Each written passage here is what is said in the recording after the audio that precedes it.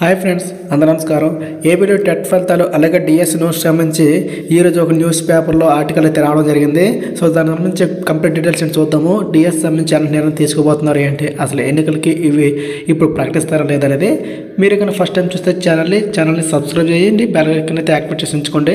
అయితే ఈరోజు కనుక ఈనాడు న్యూస్ ఆర్టికల్ చూస్తే డిఎస్సి నిర్వహణ టెట్ ఫలితాలు విడుదల ఎన్నికల కోడ్కు విరుద్ధమని ఈసీకి అచ్చెన్నాయుడు లేఖ రాయడం జరిగింది.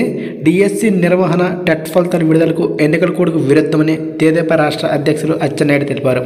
అయితే అధికారులకు పదోన్నతులు కల్పించడం, కొత్త నియామకాలు కోడ్ ఉల్లంఘన అవుతాయంటూ ఈ మేరకు కేంద్ర ఎన్నికల కమిషనర్కు ఆదివారం ఆయన లేఖ రాశారు. ఈ నెల 22, 23 తేదీల్లో సిఎస్ అధ్యక్షతన ఉన్నతాధికారులతో సమావేశం నిర్వహించారు. దీంట్లో కేంద్ర ఎన్నికల సంఘం అనుమతి కోరుతూ వివిధ శాఖల పలు ప్రతిపాదనలు సిద్ధం చేశాయి.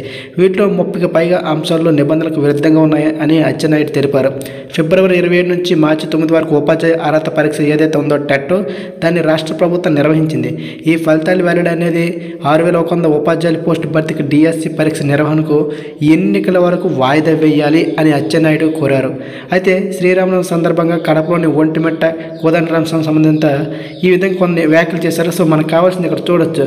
ఫిబ్రవరి 27 నుంచి మార్చి 9 వరకు నిర్వహించిన టెట్ ఫలితాలను అలాగే డిఎస్సి మనకి ఏదైతే ఉందో దాన్ని వాయిదా వేయాలంటూ లేఖ రాయడం జరిగింది.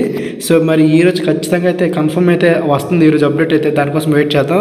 సో దాన్ని వాయిదా వేస్తున్నారా లేదా, డిఎస్సి టెట్ పరిస్థితి ఏంటనేది ఈరోజు ఖచ్చితంగా అఫీషియల్ ఇన్ఫర్మేషన్ వస్తుందని ఆశిస్తాం. సో ఇది ఫ్రెండ్స్ ఈ వీడియో. ఇప్పుడు ఇచ్చిన ఎన్నికల్లో బాగా ఇవి నిర్వహించకూడదంటూ ఈసీకి లేఖ రాసిన అచ్చెన్నాయుడు సందర్భంగా ఎలాంటి ప్రతిపాదన ఉంటుందో, స్పందన ఉంటుందో చూద్దాము.